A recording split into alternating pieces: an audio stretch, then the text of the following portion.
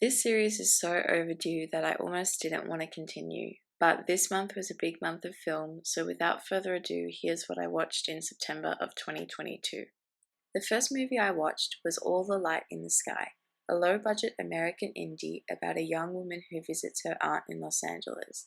And when I say low budget, I mean low budget.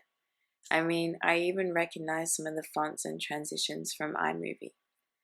And that's not a bad thing. It lent itself to the nature of the movie, which was pretty natural, relaxed, and conversational. But I don't remember much from this movie, and I had a hard time following along with what was going on, so this film was not for me. Then I watched a documentary called Miriam Margolyes, Up for Grabs, which, as you can tell, is about British actress and comedian Miriam Margolyes. You may remember her as Professor Sprout from Harry Potter, but the documentary takes a look back at her extensive career in acting, comedy, and voiceover work, as well as her childhood and family life. It was a true delight to watch this. I love Miriam and I find her very funny, so I had a great time watching this and learning more about her and her work. Next, I watched Mo Amer, Mohammed in Texas, a comedy Netflix special.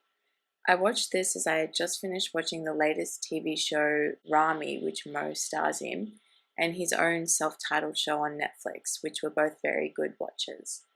The comedy special was pretty straightforward with some good laughs and was an easy watch. Next, I rewatched The Kath and Kim Code for about the 100th time. This is a TV movie from iconic Australian TV show Kath and Kim, which I have also watched in full about 100 times. This film is a comfort watch and never fails to disappoint. I also rewatched Call Me By Your Name, and while I don't love this film as much as I did when I first watched it, I still appreciate it for its beautiful visuals and music. Next, I watched fantasy film 3000 Years of Longing, directed by George Miller of Mad Max fame.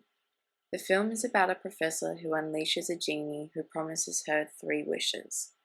The film is mostly told in flashbacks as the genie tells the story of how he has made it to the professor. And being a fantasy, the film has a very decadent feeling, with elaborate stories, visuals, and costumes, music, and special effects. Because of this, at times it felt a bit bloated, and I felt very fatigued at points trying to keep up with everything on screen. The third act also takes an interesting turn which slows down the pace of the film, but also feels a little bit left of center and unfulfilling. It was an average watch, but I'm always down to support more Australian cinema in the theatres. Then I watched Not Okay, which was just okay. Aside from the heavy-handed millennial Gen Z thing, the film was pretty standard and formulaic, and I could see where it was going from miles away. After that, I rewatched The Descendants, a classic favourite of mine. The story, acting, and music are particular standouts. This was the movie that convinced me that George Clooney was actually a decent actor. It's such a gentle yet realistic film, and it'll always be a love of mine.